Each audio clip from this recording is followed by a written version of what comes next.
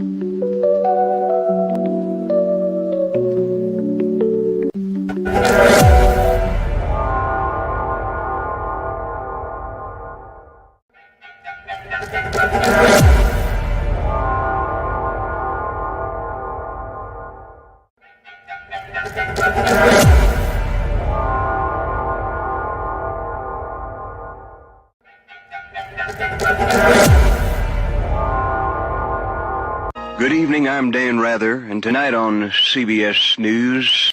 In a shocking development, the federal government says being broke is allowed, but if you're broke and glowing, you are officially now a suspect. You can't be glowing more than your financial status. Look your problem. Producers have confirmed next season of Love Island will merge with the Hunger Games. Only one couple will survive the new format. Everyone else dies.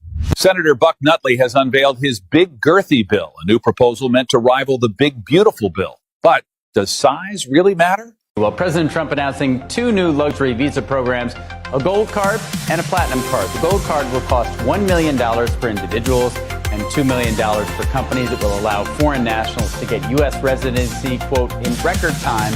And the $2 million corporate card is transferable from one employee to another. Now, the platinum card is going to cost $5 million and will allow foreign nationals to spend 270 days in the U.S. without paying taxes on their overseas income.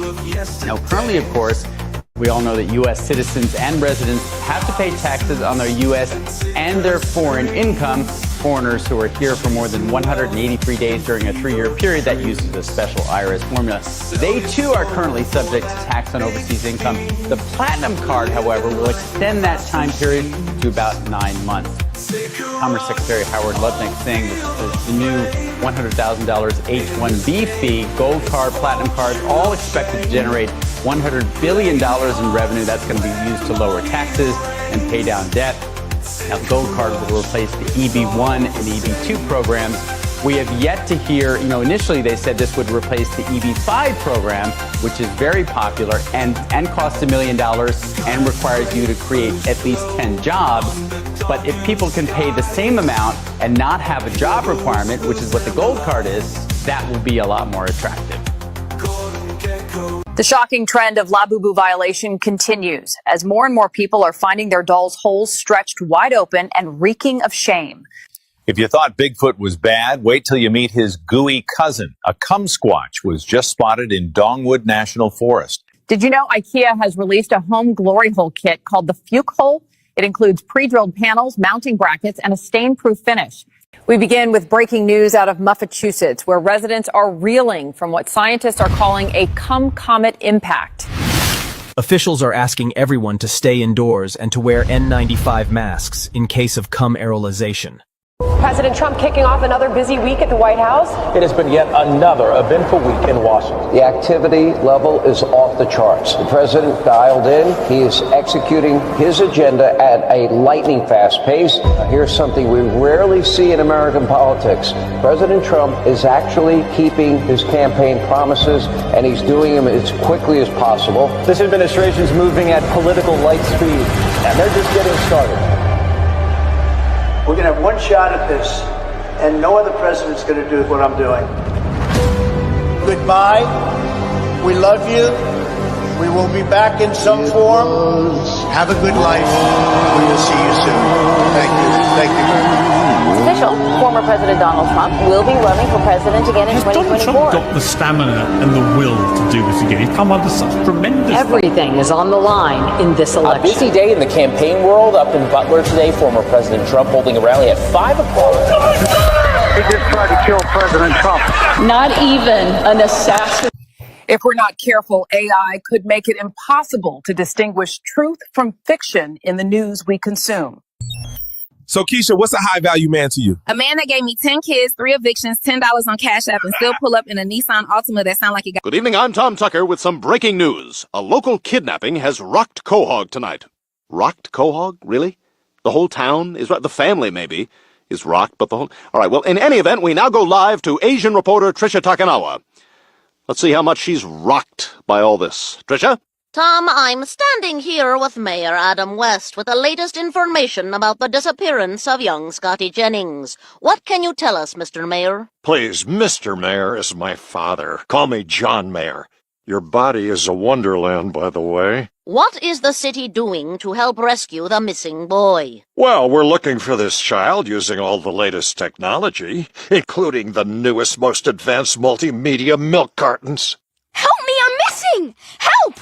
Why are you still eating breakfast? I'm kidnapped! Why are you turning me the other way? I'm still here! Donald Trump is here tonight.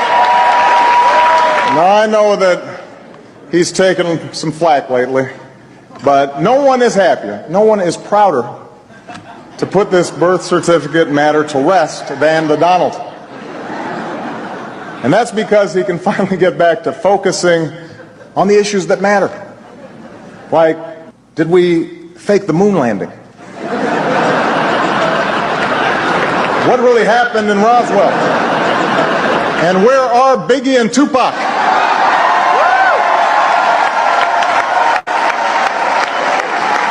Welcome to the Black News Network. I'm your host, OG Dimebag Slime. Tonight's story, a gender reveal turns violent when local Bloods open fire on the party after blue confetti is released. Chaos erupted at the Glockton's backyard gender reveal when the cannon popped blue, indicating a baby boy. The husband's side of the family, all Bloods, immediately sprung into action by lighting that bitch up. During the scuffle, some of the confetti floated into a neighboring yard, causing additional shots to be popped off in that direction. Fortunately, no Henny was spilled during the ordeal. One of trying to make it to work without yelling at a pedestrian. Pray for me, y'all. Still alive, still unemployed, but baby, I look G-O-D doing it. Oh my God, I'm not even late, I'm just dramatic. Y'all know I will risk it all for a good melon.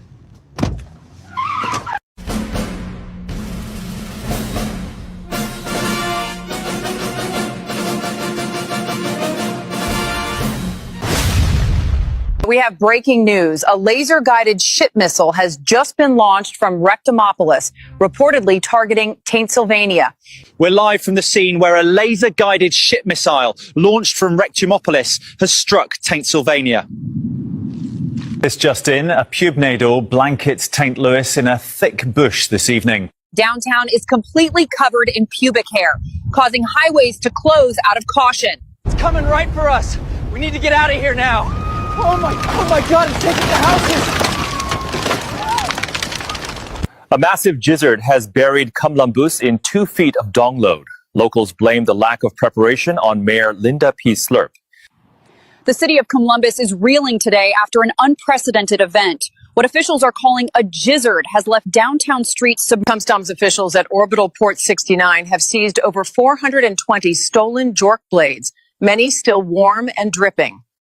A magnitude 6.9 queefquake rattled Clamlip Valley this morning, releasing a torrent of pussy farts. The children's reading session of This Little Piggy Got Pegged has been cancelled, with parents saying the book is too anatomically detailed for kids. Lawmakers remain deadlocked on the big beautiful bill, with some saying 10 billion more is needed for fleshlights and robo-cooters for dudes on dry spells. Los Angeles, because she served her fried chicken instead of a quinoa salad. Megan Mayonnaise went to the restaurant called The Last Supper, where she claimed she was flabbergasted that they would serve her fried chicken when she in fact ordered a quinoa salad. Ms. Mayonnaise said waitress Sharkeisha Trinity knowingly gave her fried chicken, although Ms. Mayonnaise pleaded that she didn't want to eat any urban food. We have Ms. Mayonnaise along with her attorney, Roger Bangher. Can you explain how you were feeling, Ms. Mayonnaise? I told Sharkeisha Trinity 300 times, let me speak with your manager.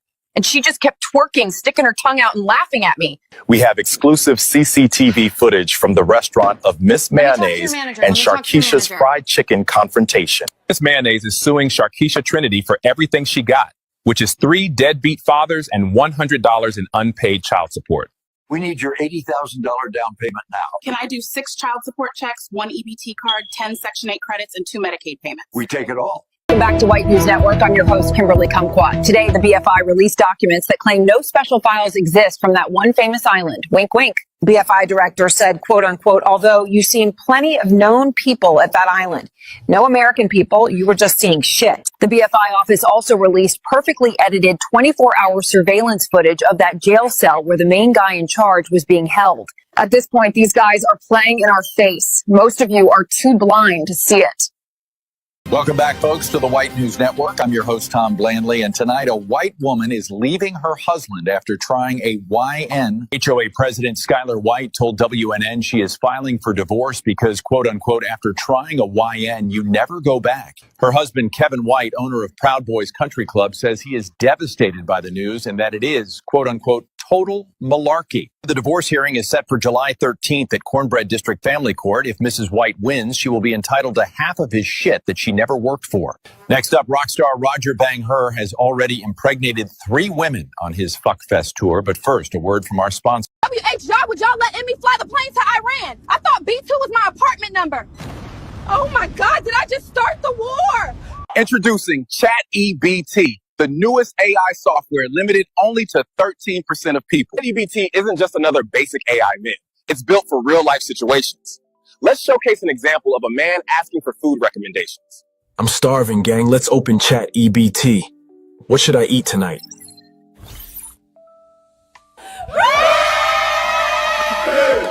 ChatEBT is fully aligned with real-time data, giving you the most accurate, up-to-date definitions anywhere. Define child support. Unless you ask it to define child support. But ChatGPT isn't just about words or recommendations now. It helps with your everyday tasks and repairs, giving you the best solutions in real time. Here's an example. Dude, this thing is so annoying, man. ChatGPT, how do I fix this? You don't, man. Thank you all for your time today. We're excited for you to experience the future with ChatGPT. We'll see you soon.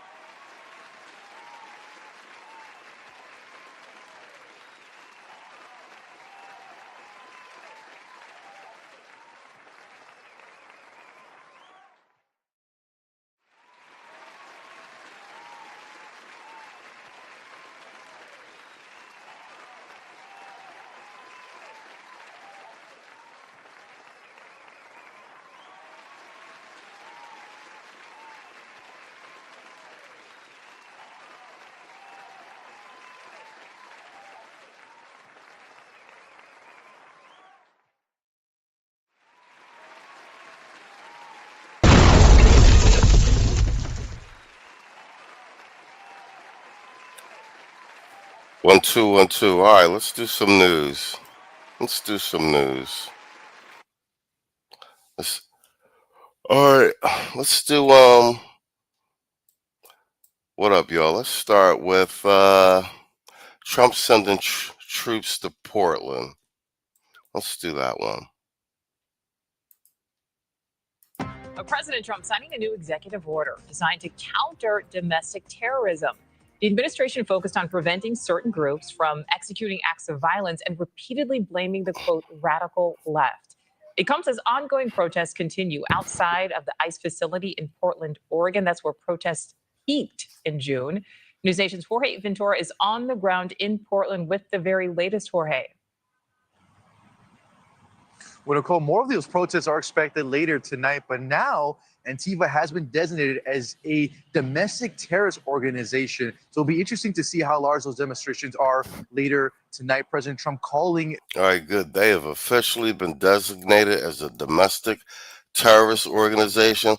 I can't wait to see the fallout. That group, professional agitators, and about half an hour ago, Department of Homeland Security tweeting this, Nicole, on that group, Antifa, saying, quote, rioters in Portland, Oregon have repeatedly attacked and laid siege to an ICE processing center. Many of these criminals have been arrested and hit with federal charges.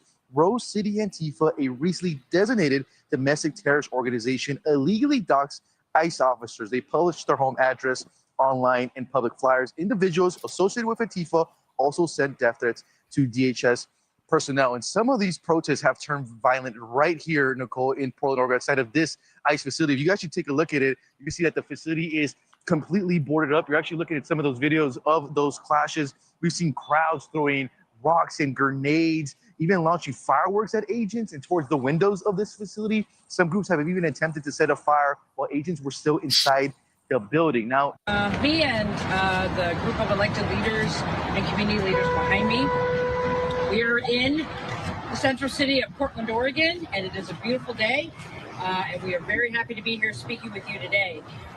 In my conversations directly with President Trump and Secretary Noem, I have been abundantly clear with them that Portland and the state of Oregon. Oh, this is the Portland state, Tina Kodak. This is the governor, Democrat. Just look at this visual. This makes absolute sense. Raging liberal feminist. Good thing the troops are being sent. Believe in the rule of law, and we can manage our own local public safety needs. There is no insurrection, there is no threat to national security, and there is no need for military troops in our major city. That is complete BS. Stop the cap. Stop the cap right now. Stop the cap. Stop the cap. That is complete BS. Military service members should be dedicated to real emergencies. The members of the Oregon National Guard, their mission is to stand up and protect Oregonians, and they will do that every day, but they are not needed in the city.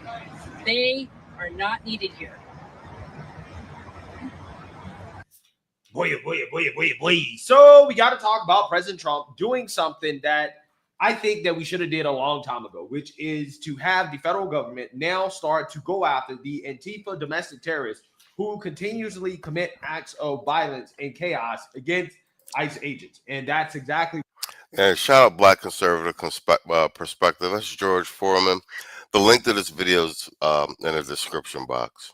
What he's doing in Portland, which seems to be ground zero for domestic terrorist activity that the Democrats, the leadership there, they seem like they're okay with, right? They're totally fine. They're totally okay with allowing this type of terrorist activity in a major city and not doing anything about it. How is it out there tonight in terms of the noise? Well, Liz, we actually saw about 30 people when we rolled by earlier this evening, and things are pretty quiet for the most part, other than the occasional honking and yelling like what you just described. But a lot of neighbors are used to something a lot different. A lot of flashbangs, pepper balls being sprayed from ICE agents onto protesters, and then fireworks being thrown at the ICE agents. So while it looks a little bit different tonight, some neighbors say they're fed up with everything going on. For the last 70 days or so, we've documented scenes much like this at the ICE facility on McAdam Avenue. It's completely like a war zone. Tear gas deployed, fireworks thrown, flashbangs ringing out. One resident sued the city to force cops to enforce the laws, and this was uncovered during discovery. One officer telling another on the police radio, quote, "If it were not ICE, we could assist directly." This is a full-on abdication of police duty in a 4-block radius that impacts some of the most vulnerable Oregonians that we have. Now they've said, meh, we're just going to let violent rioters do this for 80 straight nights, and we don't care. And here's the crazy part about this, right? The crazy part is that these left-wing domestic terrorists are so deranged. They hate ICE so much that anything associated with ICE, okay, ICE vehicle, ICE paraphernalia, ICE property, they are seeking to destroy it, okay? There's a lot of speculation about why is it that Ice Cube, who's a rapper, why was his tour bus bombed in Portland? Well, maybe because it had the word ICE on the bus, but that's how the Yeah, and I heard this, and I thought it was like a meme or an internet rumor. I didn't know Ice Cube's tour bus got set on fire. Because it has ice on it. His name's Ice Cube, but that's not an internet rumor. There's actually a statement released by Ice Cube's management team. These leftists are. They're literally bombing anything that they think may or may not belong to ICE. A tour bus for rapper Ice Cube caught fire in downtown Portland Tuesday morning, just hours after his Moda Center show. Fire crews responded to Southwest Oak and Broadway, where they say that the bus had caught fire. They quickly put it out and cleared the smoke. No injuries were reported. Ice Cube's team says the crew is safe. The performer did share this statement saying, quote, "I'm not taking this incident as a personal attack. A coward like that would burn anybody's property that was out there at the time." Meantime, investigators are reviewing surveillance footage and working to find out what exactly started the fire. Yeah, again, I think that we have a good idea of why this happened. I think we have a really good idea of why Ice Cube's bus was targeted. But again, it really shows you how deranged these individuals are and how lawless Portland has become, right? Because these people are essentially allowed to attack ICE, and the police aren't going to do anything about it. Local law enforcement at all, they're not going to do anything about it. They're just going to allow it to happen because of their sanctuary city policy that clearly has been taken to the extreme, right? There can be no involvement whatsoever from law enforcement, local law enforcement with ICE, including to help protect ICE from these left-wing domestic terrorists who night after night after night after night after night after night after night have been harassing and committing acts of violence against ICE. And President Trump has said, "Yo, what up, Universal Black? Look like it's just me and you in here. I had to go on late. You see, I ain't even go on last night. I caught like a little cold, man. I have to let my voice rest. So my voice would be good for the Sunday show. You know what I'm saying? But yeah, still gonna do some news, man. I'll put it on replay tomorrow. You know what I'm saying? Yeah, but it looks like it's just me and you up in here. I wanted to do I went on at 12 something tonight. Let's do a late night joint, man. I actually missed not doing it last night. I done got so used to doing it every night. Enough is enough. Okay, we're calling in federal troops. We're sending federal troops to protect ICE in Portland. Okay, and this is long overdue. And of course, Democrats are boo-hooing and crying about this, but it has to happen, right? I mean, at this point, if Democrats are not going to establish law and order in Portland, then the federal government has to come in and do it because this is out of control. So without further ado, let's go ahead and get into it. To follow our breaking news, just a short time ago, President Trump announcing on Truth Social that he is sending troops to Portland, Oregon to protect ICE facilities. Now, Portland is just... A word?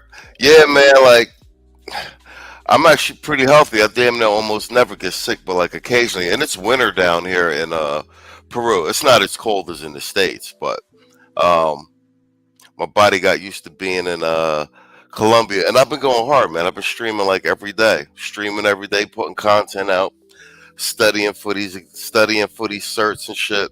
I tell you one thing though, bro, as far as like pharmaceuticals and stuff, and like, yo, Ain't nothing like getting that them American grade pharmaceuticals, man. I'm buying some of the off brand stuff down here in Peru. It ain't that bad, but like you go to CVS, man, you get anything knocked out in 24 hours, man.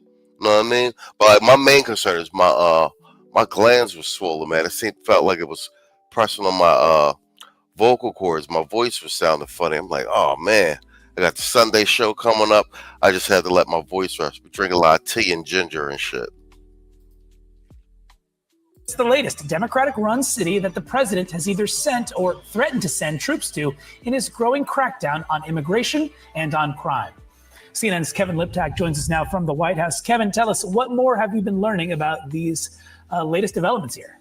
Yeah, and there's no question this is an escalation in the president's push to deploy the U.S. military on domestic soil. It follows this pattern. We saw it in Los Angeles. We saw it here in Washington, D.C. If the president choosing Democrat-led cities and states to make this push and really kind of pushing the boundaries of the use on domestic soil of the U.S. military. The president writing on Truth Social this morning that at the request of Secretary of Homeland Security Kristi Noem, I am directing Secretary of War Pete Hegseth to provide all necessary troops to protect war-ravaged Portland and any of our ICE facilities under siege from attack by Antifa and other domestic terrorists. I am also authorizing full force if necessary. Yo, you got to give it to Trump about being so media savvy. He just bypasses the mainstream media. He basically just makes these announcements on social media, his own social media platform, by the way, and then on Twitter.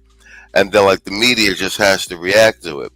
Someone actually noted the other day that, when he made that statement to, in general on social media, on Truth Social and on Twitter, that the DOJ was moving too slow with these indictments and such. And then he listed the people that that need to be indicted. So from a legal standpoint, the president of the United States can't confer with the DOJ in terms of who they're going to prosecute and stuff like that. He can't call Pam Bondi and be like, put a case on these people, right? So there can't be any evidence of collusion. But if he says something on social media to the general public, Pam Bondi is going to read it. So he's not actually directly colluding with the DOJ.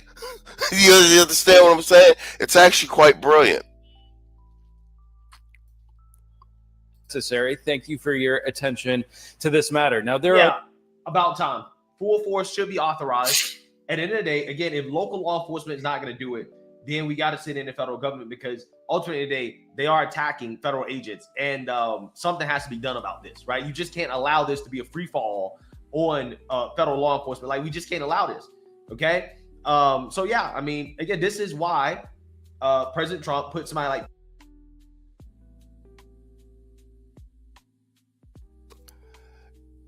Exactly, boss move, Tony Soprano. Yeah, it's smart.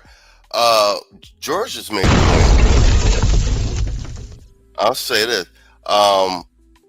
with them designating Antifa a domestic terrorism group, I've always made this argument: if Antifa was a bunch of black people going around doing all this shit would have been crushed a long time ago. You understand what I'm saying?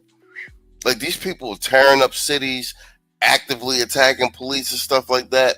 Do you know what I'm saying? If Antifa was an all-black group, they've been wiped out already. So yeah, declare them domestic terrorism and get to work. Pete Hegseth in charge. People are like, oh, Pete is so unqualified. It's like, no. Pete is more than qualified, right? He's more than qualified, because Pete is actually willing to do what other secretaries of war probably would not be willing to do.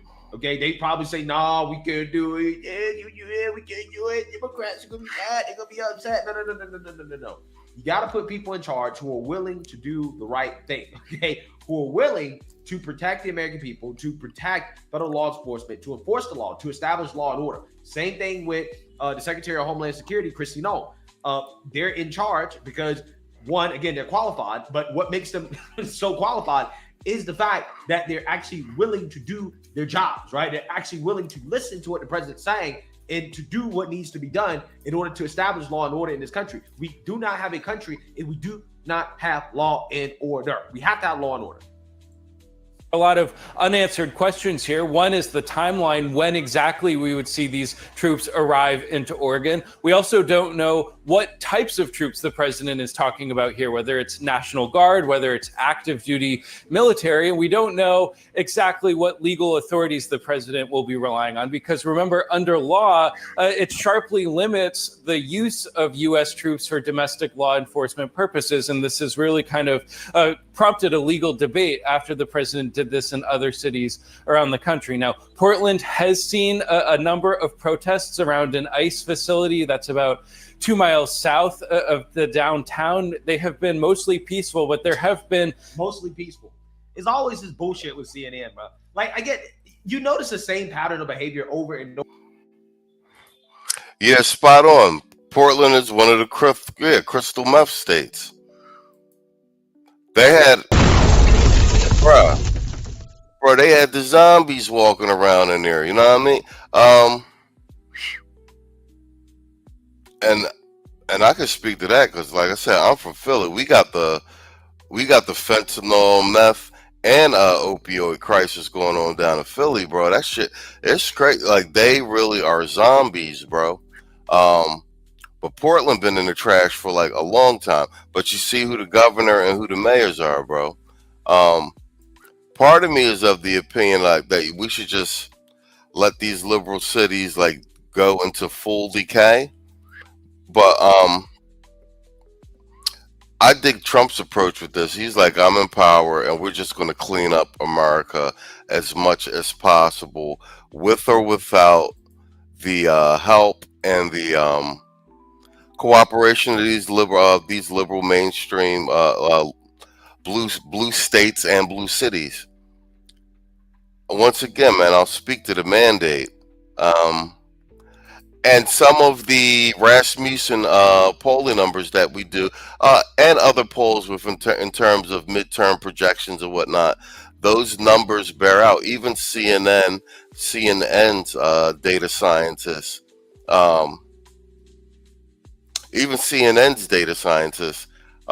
show the polling numbers. Trump's still performing well, and like I said, that's indicative of the mandate. Universe, can Philly be next? Me and Obsidian talked about that on the sit down with Saul. I'm not opposed to it. We got a Keisha mayor down there. Gun violence is out of control down there. These blue state and city politicians can't seem to get their cities under control. And like I said, they have a huge problem with mismanagement of federal, state, and municipal funds with regard to education, crime enforcement, etc., etc. If there's a massive uptake in gun violence and whatnot with Philadelphia, like I said, we wouldn't be opposed to it. And like I said, Pennsylvania in and of itself just flipped red this last presidential cycle. And it tends to be trending red moving into the midterms. Like I said, if we can keep Pennsylvania red and consistently, Democrats got no chance of winning 2028. Because we got a huge number of electoral votes, you know. Let's in light of all this, let's hear from our boy Tom Holman, because there's been an uptick in violence toward ICE and ICE enforcement officers. And Tom Holman says we have zero tolerance. The FBI is digging into the Dallas shooter's background and some shocking discoveries. Take a look at this. The shooter used the ICE tracking apps. Anyone who creates or distributes these apps that is designed to spot, track, and locate ICE officers are well aware of the dangers that they are exposing to law enforcement. It's a casting call to invite bad actors to attack law enforcement officers.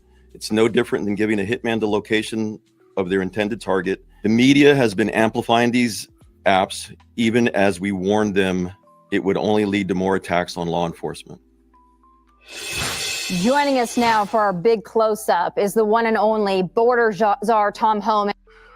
Yo, and he's right about those apps. You know, CNN was, I'm hoping they can catch them up with that, especially if they double down on it, because CNN was promoting those apps that locate ICE operations and vehicles and allow you to dox ICE agents. CNN ran numerous segments on that. And Tom, these ICE tracking apps are a favorite tool of the left's, and now it's been used to plan an attack. So I think the big question is the administration going to take more action to crack down on these apps that are essentially used for stalking you and your agents? Well, the short question is absolutely. DOJ and FBI is looking all over it. But one quick thing on Joey Jones, the John Brown group. Let's remember, when they attacked Alvarado, they shot an officer in the neck. So every one of those people should go to prison. But yeah, the apps are tracking ICE agents immediately. I mean, you got a representative in Phoenix, Arizona, that was reporting to an app where ICE was currently operating right then and there. They're on this corner and that corner. So the FBI is all over this. I do think that's a form of impediment. And as far as those who are arming and financing these groups, we have license plate numbers. We got videotape of cars delivering shields and gas masks. They're all going to be held accountable, and FBI is deep in the investigation as we speak. Tom, Jason Chaffetz here. I went out with ICE in Salt Lake City 2 weeks ago, and it was amazing when the officers started to tell me what they had to go through and put up, everything from apps to being tracked to being doxxed to their families being threatened. It is unbelievable what's going out there. We love these men and women. But these anti-ICE agitators, they continue to clash with agents, for instance, in Broadview, Illinois, where several were arrested as the police had to use pepper bombs to control the area. Now the mayor of Broadview, Katrina Thompson, is saying that ICE is, quote, I can't believe this, making war on my community. What say you, Tom? It's just getting ridiculous. Look, ICE is enforcing the law. I look at the numbers every single day on who they're arresting. They're arresting thousands of public safety threats that are in this country illegally. Public safety threats. You would think every mayor and governor would be calling up President Trump and thanking him for making their community safer. President Trump told me months ago, zero tolerance, Tom. He goes, if someone puts a hand on an officer, they're going to jail. Yo, I know I keep saying this, and this is a antiquated reference, but Tom Holman reminds me of McGruff the crime dog. How he looks and even how he talks. Like an old school, no nonsense cop from like an 80s television show. Throw a stone at a vehicle, they're going to jail. Zero tolerance. And I've said it 1,000 times, I'll say it again. If you don't like what ICE is doing, then go yell at Congress. ICE is enforcing the laws enacted by Congress. They're appropriated billions of dollars a year to enforce that law. I look at the data every day. The vast majority of people in the arrest are criminals. The others... Oh, you got that reference to McGruff the crime dog? It's true. I remember McGruff the crime dog came to my middle school. He had a cartoon and everything too. Are known suspected terrorists, national security threats, final orders who had due process or order moved by federal judge. They're doing what the law tells them to do. They're upholding the oath they took. So, they need to stop the hatred of ICE. I'm telling you, it's not over. I said 3 months, back in March, on one of these shows, back in March, I said, if the rhetoric don't stop, there's going to be bloodshed and someone's going to die. And they have. And it's unfortunate I'm right, but you're going to see more if the rhetoric doesn't stop. I'm glad President Trump, Pam Bondi, Secretary Noem's all taking steps to hold these people accountable. Zero tolerance. Tom, first of all, thank you for being.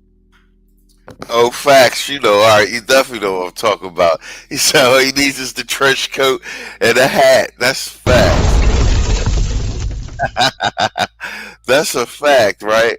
Man, you get a drop for that. That's funny as hell. Let's have Peter fighting the chicken.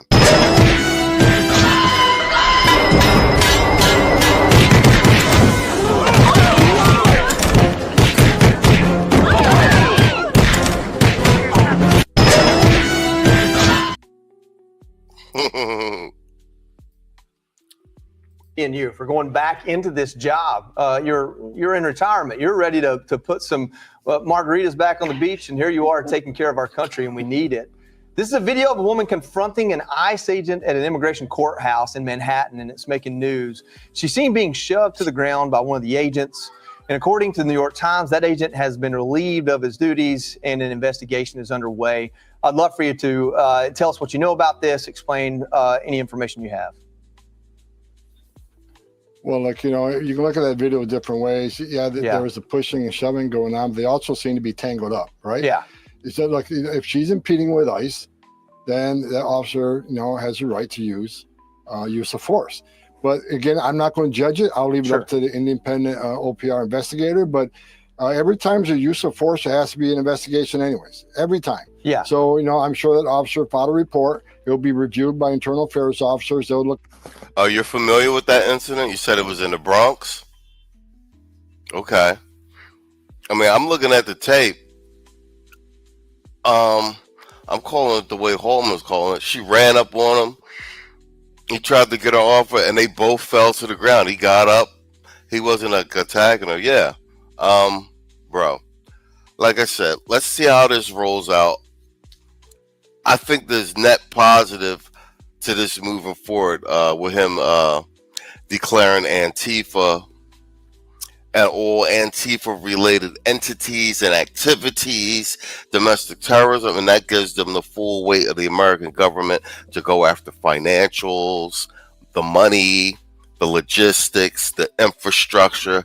Let's just get it up out of here, root and stem. Got the video from 10 different angles, but this is what happens when people try to impede ICE. This is what happens when they get in their face. And you know, again, I'll hold judgment on this officer in this incident, but you're going to see this happen over and over and over again.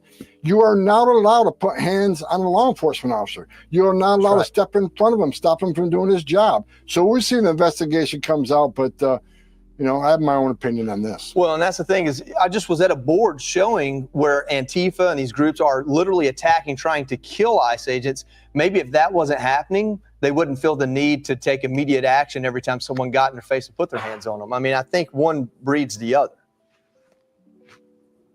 Oh, absolutely. And we've had, I looked at the 18 USC 111. Possible government shutdown. Yeah, but I think Trump wins either way. The only reason there is a shutdown, Speaker Mike Johnson explained it perfectly. They've the actual budget is passed the House. The Democrats do what they always do last minute. They're trying to add these addendums onto the bill and the budget, which is going to be close to, if not more than, $500 billion in spending. And you know what that spending is for? For illegal migrants, and to put the funding back into PBS, basically more the mainstream propaganda. And yeah, so Trump is like, absolutely not, and they're basically trying to hold the rest of the bill hostage and threaten the government shutdown. So Trump is like, hell no. So here's the thing, either sides of the coin, right? If there is a shutdown, Trump gets, because the government's shut down. Normally during a shutdown, federal workers go on furlough, and then they come down after the shutdown. But what Trump has decided to do, OMB has sent memos out to all of the federal agencies being like, start making a list of people that can be cut during the government shutdown. So there is no furlough. If they shut down the government, Trump's going to strip all government agencies, going to fire massive amount of people. And that's, the Democrats will be responsible for that because they shut down the government. Or, like I said, if they don't shut it down, then they'll be forced to pass the bill without the addendum that the Democrats put on it. It's a win-win. Impediment and assault of officers, we're at historic highs. So that's another message. ICE says, you know, U.S. attorneys are accepting these prosecutions. ICE is going to ask for prosecution on anybody that impedes them, hits them, spits on them, blocks their way. They'll be arrested and charged with 111, and U.S. attorneys are going to take every one of them. So we'll play it out in court, but I think the message has been sent. President Trump says zero tolerance. The Attorney General of the United States says zero tolerance. The number of prosecutions for 111 are sky high, record highs, and they're going to get higher. If they want to impede ICE, they're going to go to jail. I can't think of a better thing to say to them. And the more factual thing to say to them: if you impede a federal law enforcement officer, that's a violation of federal law. You will be prosecuted, and we'll see where it goes. Yeah, a real turning of the tide there, Tom. It's Anita Vogel. Thank you so much for joining the show tonight. We so appreciate it. I want to ask you about this crazy story. In Des Moines, Iowa, school superintendent Ian Roberts was arrested by ICE after he was ordered to leave last year. Now, some on the left are portraying him as a sympathetic victim, but police found a loaded gun and a knife in his possession. And this isn't the first time that he has run into trouble with the law, with law enforcement. He was already facing weapons charges from 2020. So let me ask you, Tom, how could an illegal alien end up running a major school system? And, are there others out there like this across the country? And keep in mind, there was a nationwide search to find this person, to find the right person for the job. And this is the person they came up with. That's being investigated right now, but this is just another example I just said a couple minutes ago. ICE is arresting public safety threats that are here illegally. This guy already had weapon charges in the country illegally. You would think everybody would be in support of this, but now you got people supporting him. It's just incredible where we are as a nation. And, I've done this since 1984, and every day I wake up and I look at these reports. I'm saying, we're in a time now where the police officers are the bad guys and the bad guys are the victims. But President Trump, strongest president in the history of this nation, is going to turn this thing back around. He promised American people to make this country safe again. He promised to take illegal alien public safety threats and national. Yo, Saul in the building. He said a whole lot of tether. Yo, man, I hope you arrived solid and the day went good, man. I'm back at it, man. Over my cold. I want to make sure I ain't lose my fucking voice for the Sunday show, man. But shit, Saul in the building, man. Let's do some goddamn drops.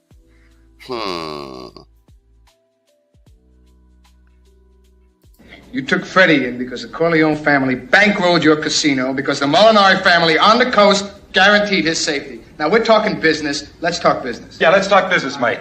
First of all, you're all done. The Corleone family don't even have that kind of muscle anymore. The Godfather is sick, right? You're getting chased out of New York by Barzini and the other families. What do you think is going on here? You think you can come to my hotel and take over? I talked to Barzini. I can make a deal with him and still keep my hotel. Is that why you slap my brother around in public? Oh, no, that was nothing, Mike. Now, Mo didn't mean nothing by that. Sure, he flies off the handle once in a while, but Mo and me were good friends, right, Mo, huh? I got a business to run. I gotta kick asses sometimes to make it run right. We had a little argument Freddie and I, so I had to straighten him out. You straightened my brother out? He was banging cars. I don't even think they call me Godfather. You said you'd come into my house on the day my daughter's to be married and you asked me to do murder. Mad liberator. Death operator. Rock the data. Amazing flavor. I don't even think they call me Godfather. Yo, that Godfather AI joint, that's Dame Dash, 50 Cent, and Cameron. That shit's funny as hell. Security threats off the streets, and that's what we're going to do. We're going to keep President Trump's promise. ICE is going to be out there tonight. They're going to be out there tomorrow. Over 1,000 teams across this nation. We're not going to stop. You can hate on all you want. You can spit on them all you want. You're going to be arrested. ICE will continue to do this job every single day. Tom, I love that. I would also say, I've said it many times, every time you have one of these mayors, these governors come out, push against ICE, I think you send more agents. I think you flood the zone even more. Maybe teach them a lesson. ICE is there to stay. But I want to point you to this. It's an outrageous Halloween display that's not funny at all. It was found in a predominantly Hispanic neighborhood in Houston, Texas. It shows two figures dressed in red hats, black shirts, and black masks hanging from ropes from their necks on a wooden gallows, and it's also topped with a Mexican flag. Now, the left is going to say this is just good old free speech. Bro, this is what I'm saying. I'm in a foreign country. And a lot of the brothers travel. Y'all got good sense, man. You can't, man. Imagine I'm in Peru. Imagine me burning a Peruvian flag or doing anything like that to the country that's hosting me. Do you understand what I'm saying to you? Like the level of disrespect from people who are guests in this country is crazy. You know, in Thailand, you can't even you can't put the money on the ground and step on like say the money falls on the ground and you step on the money. You know, you can get arrested for that because it's got the face of the king of Thailand on it. This shit is out of hand, man. It gotta be brought. It's gotta be brought to heel. You know what I'm saying? But given all the hostility and assaults against your ICE agents, what do you think of something like this? I'm disgusted. And look, I'll say it again. You have the right to protest. Everybody has a First Amendment right. I support that. But when you cross that line, you're going to go to jail. You're going to be prosecuted. Look, people need to understand assaults against ICE officers are 1,000%. And I've worked with these men and women since 1984. They're fathers and mothers too. They're sons and daughters. They have children. They come to work every day, put a Kevlar vest on their chest and put a gun on their hip. That's the tools of their trade. And they put themselves in danger every single day to make the community safer. Everybody should be supporting ICE, whether you like the politics of it or not. Again, if you don't like what they're doing, go scream at Congress, change immigration law. But these men and women are patriots. I said it the other day. I've handed too many folded flags to Border Patrol agent spouses and children, ICE spouses and their children. These are the finest men and women this country have. They don't make a lot of money, and they're putting their lives on the line to make this country safe for the day. Protest all you want. It's disgusting. But you got to control the hate or more people are going to die. That's not a threat. I'm telling you, I've seen this movie before. I've been doing this for 41 years. It has to stop or there's going to be more bloodshed. Border Czar Tom Homan, thank you so much for joining us. Thank you for all that you do. We certainly appreciate you and all those agents out there doing the Lord's work. Thank you so much for joining us tonight. Thank you. The one Holman's really good at this because he's very good at repeating something that's actually extremely factual, and shows you like the social engineering of the mainstream media with regard to this ICE issue. One, Trump still hasn't deported as many people to date yet as Obama did under his administration. The other important thing with ICE is all ICE is a law enforcement agency, and they're enforcing the law of the land and the law. So what they're enforcing is, like he said, they're just enforcing what Congress passed in the legislation and passed bipartisan. See what I'm saying? Via Democrat and Republican. And so, like he said, so even if the Democratic Party, the radical left, was really so concerned about this issue with ICE, they'd be talking to their actual legislators, the Democratic legislators in particular, to have the that piece of legislation repealed. Universal Black said this is becoming a reality like the 1982 movie The Border with Jack Nicholson. Good point. And good movie reference. Wow, we're already at the 56-minute mark. I got a lot of shit lined up. All right, well, I must have been chomping at the bit to do a show. I'm going to do this Pete Hegseth segment. This is actually from CNN, and I picked the CNN one in particular because I like watching them. I like watching them spin and freak out over some of these initiatives with the with the Trump administration. And then I think a couple of these we're probably going to cover on a Sunday as a segment on the Sunday night show as well.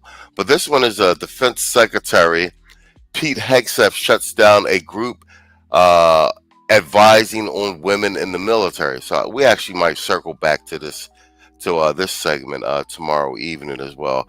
Get Saul and Tito's take on this, because this is right in line with some of the lexicon there. So let's play this one. So Pete Hegseth has been cutting mad shit in the Pentagon and the Defense Department, all the waste and blue. Admirals from around the world to gather in Virginia next week. Sources tell CNN he plans to lay out his vision of the Pentagon as a Department of War and push what he calls a warrior ethos. Here's Hegseth's take on generals and admirals from last year before he was leading the Defense Department. You've got top-down political generals who've gained rank by playing by all the wrong rules that cater to the ideologues in Washington, D.C., and so they'll do any social justice, gender, climate, extremism crap because it gets them checked to the next level. So this upcoming meeting has been described as a more of a, quote, general Squid Games than a strategy session, with new fitness and grooming standards and a warning to get on board or risk their careers. Now, some say this news story, this is the latest Trump administration move against DEI, a decades-old Defense Department committee that advised the military on how to support women in the service has been shut down. One panel member says the end of this committee will be a loss for the country. The Pentagon says the committee is focused on advancing a divisive feminist agenda that hurts combat readiness, while Secretary Hegseth has focused on advancing uniform, sex-neutral standards across the department. Now, established in 1959, the Defense Advisory Committee on Women in the Services has provided policy recommendations over the years to the Secretary of Defense, advice like properly fitting body armor for women and appropriate health care. Joining me now to discuss this is retired Marine Captain and Executive Leadership Coach Angie Morgan. She's also the author of Bet on You, How to Win with Risk. Angie Morgan, thanks so much for joining us this morning. So let's talk about many of the recommendations affected all of the service members, not just women. So issues like family planning and parental leave. I mean, do you think that losing these advisors will have a negative effect on military readiness? I think it's really important to understand that DACOITS, this military advocacy group, is an independent, facts-based research organization that guides and advises decision-making. So absolutely, this is going. And then the question is, this facts-based research group, are they all a bunch of feminist Democrat women? What's the makeup of that board? We learn how to ask all the follow-up questions. Can have a long-term negative impact on women for generations to come. All right. Well, before he was nominated to become Defense Secretary, Pete Hegseth said he didn't think that women belonged in combat. He did, however, change his tune for his confirmation hearings. Let's take a listen to this. I'm straight up just saying we should not have women in combat roles. It hasn't made us more effective, hasn't made us more lethal, has made fighting more complicated. We support all women serving in our military today who do a fantastic job across the globe in our Pentagon and deliver critical aspects, all aspects, combat included. Yeah. You know, I just... Even that clip, they're trying to do the gotcha clip, that's actually not him doing a refutation of his direct answer with regard to combat. Saul says, yeah, qualify the narrators. That's why I'm starting to do more CNN segments on stuff, so we can track the spin. As I call CNN, Communist News Network. Wonder what kind of effect his changing views, this recent cut, is having on women in the military and future recruits. It just doesn't seem consistent with the history that we've seen women perform in combat. We have seen women, female engagement teams provide our service members critical intelligence that saves lives and drives performance. And there's a very interesting tune that has changed from, and I've heard. Yeah, but they don't kill shit. That's what it comes down to. They don't kill shit. His quote say before that, women should be life-giving, not life-taking. I know amazing women leaders in the military whose history, whose performance shows differently. And it's just, again, interesting to see a change of tune. But You see how every time it comes to like the contributions of women, it's all this Pollyanna language. No facts, data, and statistics, right? No, they just make everything wonderful. No, they're not actually doing any combat, and they're pregnancy rates through the roof, and but bro, like I said, they don't kill shit. we also have to judge someone based on their actions. He's been purging women leaders from senior leadership ranks, and that has a devastating impact for young women entering the Marine Corps. To not have role models at the top levels of your organization who look like you, who perhaps could advocate for you, that is very dangerous for combat readiness and true. They have to earn it. We already know they didn't drop the physical training qualifications and everything. The standards have been dropping ridiculously over the last decade. Morale. Yeah, speaking of senior leaders, we were just talking about how hundreds of senior officers are flying to Quantico, some from combat zones, and they're going for that urgent meeting ordered by Secretary Hegseth. And sources are telling CNN it's expected to resemble a pep rally, a defense official telling us that it's about getting the horses into the stable and whipping them into shape. I mean, how do you think the top brass is going to react to this meeting? I think the premise is that we haven't been driving results, winning wars, representing our country. We've been doing an amazing job, our service members, for the past couple decades. Heck, for as long as our military's been established. So it's almost Look at the retreat from Afghanistan, complete debacle. to say that we're not performing when our history is of top performance. We have an incredible national defense. We have amazing service members. So to call into question their performance is significantly concerning to me as an American. And now that you're outside, Isn't the whole role of the military to constantly be calling into question performance? you're retired. So from that outside perspective, what do you think about the current state of our armed forces versus when you were serving? I am so impressed by the work done by Dakowitz, by the work done by the Department of Defense to create a military that is high performing, that has combat readiness and can drive results. And that includes having women represented in every single career field there. I am for performance-based organizations. I'm for high standards. And so I think we've been doing an amazing job making sure that this organization is fit and ready for the challenge at hand. Do you still speak to people who are still serving, still in the military? Like, do you have a sense of how morale is and what's going on? Absolutely. I still, to prepare for this conversation today, I connected with a few of my colleagues, not just from senior leadership ranks, but from frontline. And to be honest, I have a young son. He's 20 years old. He's going to be a Marine Corps officer in 2 years. So I've connected with everyone. And I've found, pretty consistently that there's a lot of surprise and concern about the status of women in the military and what this means for women going forward. I hope and trust that our service members lean on their cultures that have been established, like in the Marine Corps as an example. Our values are honor, courage, and commitment. I think right now is the time for every service member to lean into their values and let that be a North Star. For many service members across different branches, we see what's going on at the top leadership levels coming from the Secretary of Defense. It is concerning.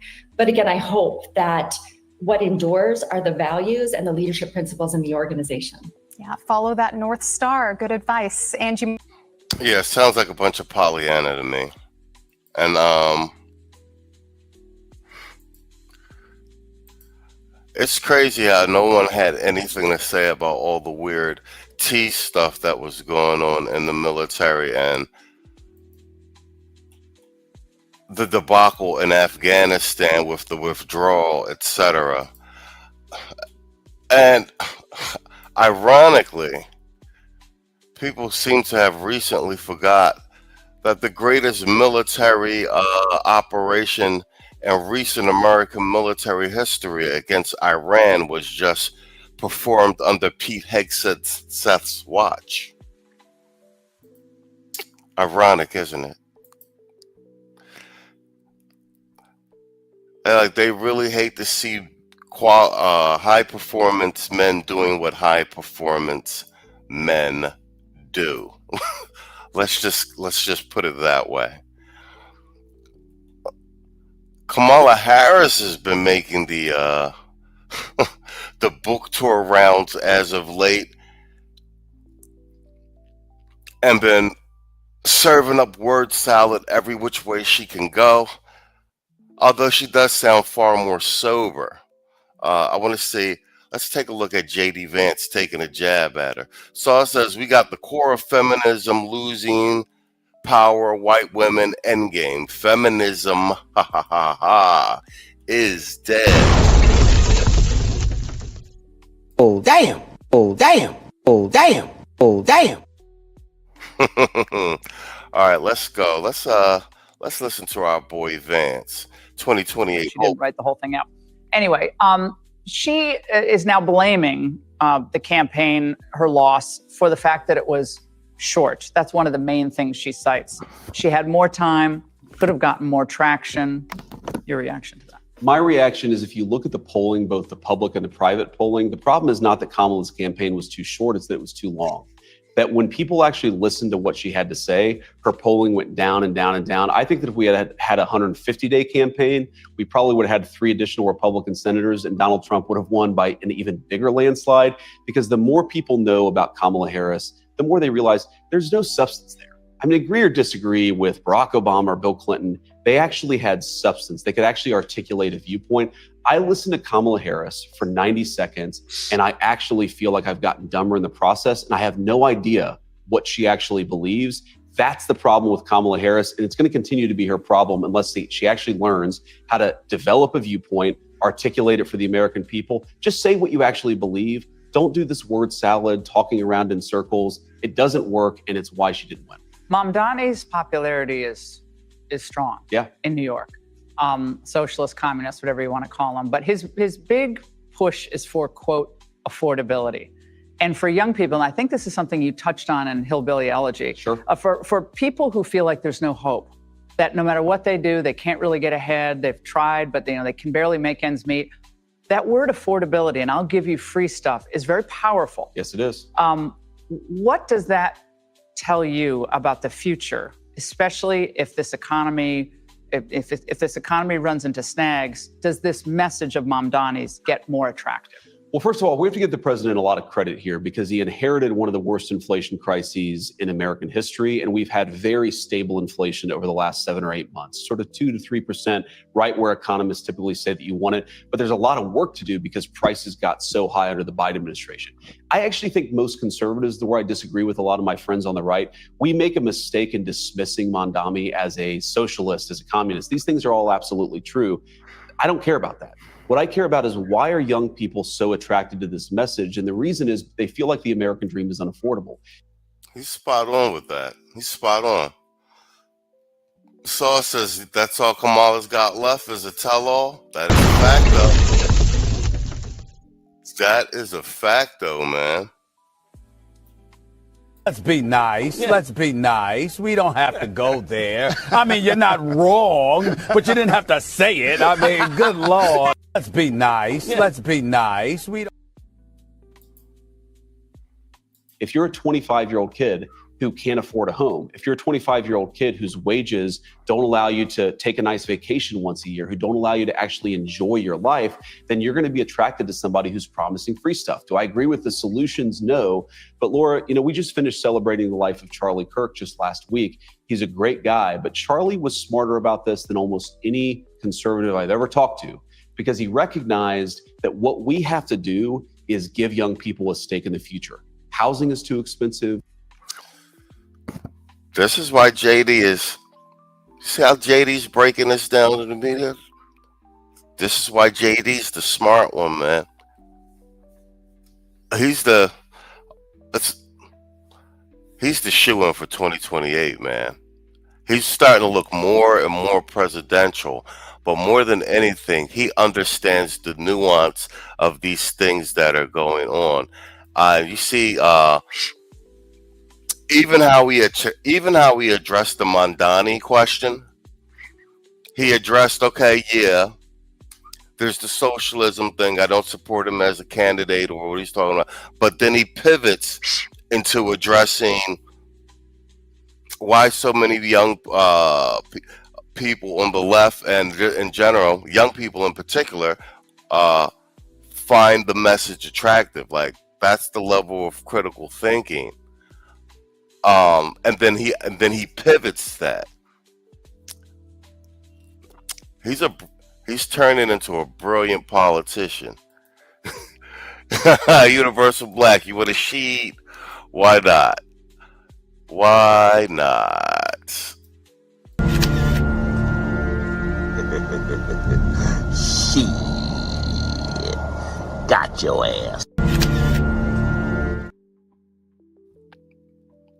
Groceries are too expensive. Now, I would say they're too expensive because we inherited a disastrous Biden economy and we're making progress. It's only been 8 months, but we've made a lot of progress. But unless we give young people a stake in the future, we can't dismiss their concerns as socialism. They're going to choose socialism if given an option between free stuff and a bad life. We have to make sure they have an option between free stuff and a real life of dignity, of purpose. That's what the American conservative movement can provide to them. But we've got to do a better job at articulating it, or they're going to continue to be attracted to people like Mondani. He's spot on. That is spot on. That is a clear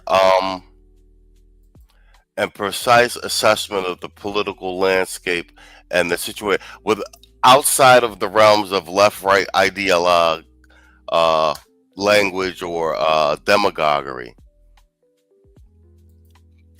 Pure politics of the matter. October 1st, if the White House and Congress doesn't agree for a plan to continue funding the government will shut down.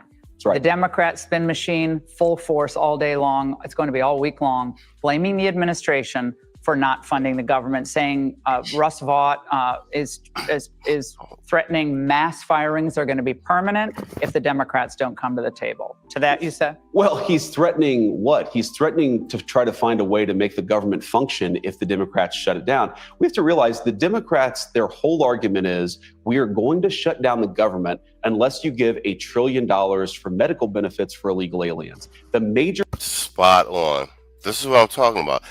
This guy Vance is good.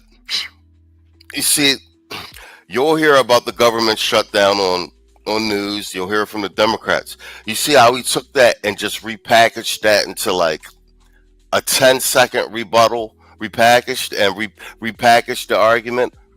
And I was speaking to this earlier. Like, yeah, he said, yeah, they're trying to put $1 trillion to illegal immigrants onto the bill.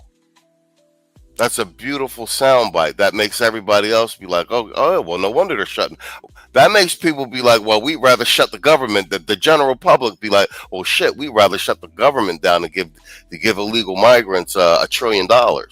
Brilliant. Healthcare reform that we've done in this administration is we've made it harder to give your hard-earned tax dollars to medical benefits for illegal aliens. The Democrats want to undo that. And they're saying that unless you give that money to those illegal aliens, unless you give those benefits to those illegal aliens, we are going to shut down the people's government. It's such a stark contrast between two parties' priorities. We want to put the government to work for the American people first. The Democrats want to shut down the government because we won't give free benefits to illegal aliens. It's such a good, again, contrast for what the Democrats stand for and what Republicans stand for. We're not going to be taken hostage by the Democrats' desperate desire to give your tax money to illegal aliens. We're just not going to do it. See what he did again? This boy is dangerous. Is it hard, so we've put a bill out there. By the way, Laura, the bill that we've put out there that was passed by the Republican Congress is just a continuation of the current levels of government funding. By the way, Laura, I don't even like that. I think the government should be spending less money, but we recognize that we have to, because the Democrats control 47 seats in the Senate. We recognize we need 60 total votes. That means we have to get 7 Democrats, and that means we have to get something that the Democrats can actually vote for. If you can't get 7 Democrats to vote for a clean continuing resolution, if you can't get 7 Democrats who won't shut down the government because they're so concerned about not providing benefits to illegal aliens, then what are we supposed to do? Are we supposed to actually, bargain with effectively those who are trying to take the government hostage to give benefits to illegal aliens? We refuse to do it, Laura. Hey, Sean Hannity here. Hey, click here to subscribe to Fox News YouTube. Yo, spot on. Like I said, this guy Vance is dangerous. This guy Vance is. I haven't seen any let me put it this way. I've seen very few people handle the media that well and be able to, pivot an argument so quickly and repackage the argument in your favor. Like I said, in less than 10 seconds. That is a skill. I mean, we got a lot of inklings of that during political season prior to the election in November. That's why Trump sent them out like that to smack up the press, but he's just gotten better and better. Universal Black said there's a video of Jeffries versus FBI Patel in the heat. All right, we'll play that next week, and I think we'll circle back and try to get somewhere of that. Not Hakeem Jeffries. Who's the other one? Booker versus Patel, because he handed all of them their heads, in my opinion. All right, we're at the 1 hour 19-minute mark. Let's make this the last segment, and we might double back on this because there's 1 or 2 other segments with their Smirkonish. We might double back on this on Sunday. As I put the Sunday show together, we'll figure it out. But this one is more of a social analysis. Are young men's political attacks fueled more by beliefs or by personal struggles? And Smirkonish and Galloway, as you guys know, Vance 2028. I mean, and that's what all our poll numbers are saying as we consistently review the most recent polling data with regards to this entire political landscape, midterms, 2028 elections, governor races and stuff. But at least, and we've done maybe 3 by the numbers with 2028 forecasts, projected forecasts based on the most recent polling data with Vance versus Newsom, Vance versus Kamala Harris. And then we've done Vance against his other Republican contemporaries, Rubio, etc. And he's way ahead in the polls with that as well. But let's get into this real quick. Let's see. I haven't watched this segment. I want to see what this political pivot is. As you're going to see more and more content about male voters and stuff like that, especially on the Communist News Network, because the Democrats are hemorrhaging male voters. Jillian Yang, senior ideas writer at the New York Times, joins me now. Her latest piece, Political Violence Isn't New, but Something About This Moment Is. Jillian, thank you so much for being here. You have paid attention, reported on all of these high-profile shooting incidents in the last decade plus. The through line that I've identified really comes from your analysis. It's despair, right? It's really striking when you look at these shootings when they happen, and it can be everything from the Kirk assassination to your more typical, unfortunately, high school shooting. And immediately you start asking, okay, who did this? What's their story? And it's just so striking over so many years of working with reporters on these pieces that you more often than not, find a young man who is socially isolated, struggling to hold down a job, you just saw with Dallas last week, the more we find out about this guy, he was spending thousands of hours playing video games, even in recent weeks. And they're not, in these cases, leaving a trail of, online writings where they're very political. In the Kirk case, that killer, the suspected killer, did not even vote in the 2024 election. Wow, the spin is already in play. They're blaming video games and all this other stuff. None of them have said anything about the radical left and the T's. So it just makes you think there's something else going on. Certainly, these are political acts of violence. They have political ramifications that are quite serious for our entire society. But when you begin to look at the individual people, I think the story just gets so much more complicated. I'm not looking to excuse any of the politics either. It's not a dodge. I'm just suggesting that we look more deeply at what's really going on here. And something you made me appreciate and realize, and I don't even like to say their names, so I'll put it this way. The shooter in Butler who shot President Trump, when you look at some of the background that we now understand, it could easily have been President Biden, right? He had both of them on his radar, so to speak. It does remind me that John Hinckley. This is a complete spin. And mind you, this is from the former national editor of the New York Times. This is complete media manipulation. It's not so much that he had an obsession with President Reagan. He was obsessed with help me, the actress, Jodie Foster. Jodie Foster, yes. Yeah, he was right. And so if it weren't Reagan, it may have been somebody else. Your thoughts? I think the Butler assassination attempt is really important to look at. I have colleagues at the New York Times who a year later, they were thinking, this is still a weird case. Like, how did this guy nearly murder President Trump? As we all know, just by centimeters, essentially. And what's astonishing is that when you go back, and these reporters did, and you go digging, you interview everyone you can find, total cipher. All we know, really isolated, probably suicidal at this point, we kind of know, because just like the ICE shooting this past week, killed himself after shooting the gun. So again, I would say that case is really important for us to understand, right? The president was nearly killed in the height of a political campaign. And in that one, again, total mystery what happened. The political shooters really do seem, and in my opening commentary, I put them in the same. Total mystery? What happened? Really? Really? That's what we're going with? Really? Stop the cap. Stop the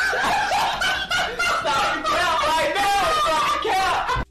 Stop the cap. Stop the cap right now. Stop the cap. Same category as the school shooters. What parallels, what differences do you see? I think what you see as a parallel is, people who appear to be fundamentally lost. You see, again, the Dallas shooting, the more we learn about this guy, can't hold down a job. The people who, interacted with him just said there was something deeply off. And I honestly think those quotes that you're seeing about that shooter, you could exchange them with any, high school shooter that we've seen in recent years. And so there's something going on where the person is so lost that they believe that this is kind of the thing to do. We're also seeing that these shooters are noticing other events that are also shootings.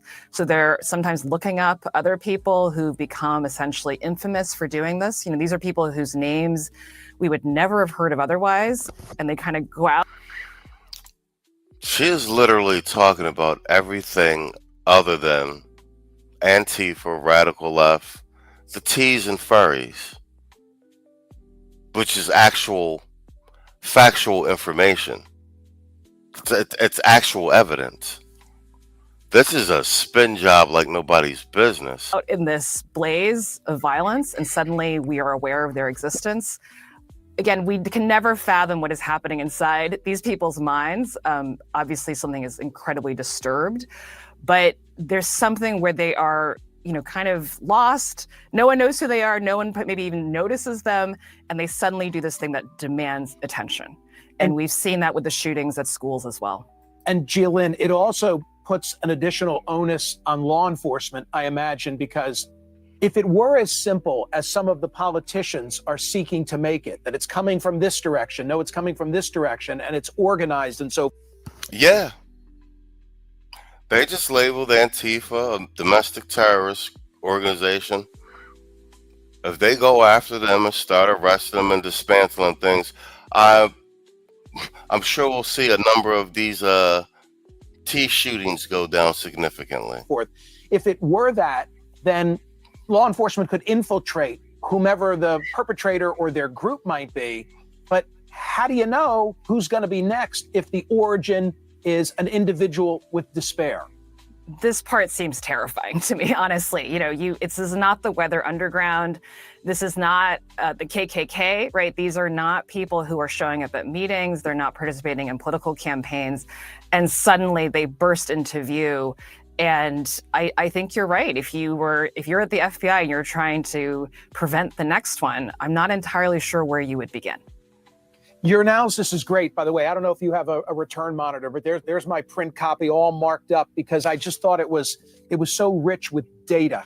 And the debate is lacking in data, which you bring to the table. So thank you. Appreciate that. Did anybody hear any data? I didn't hear any data.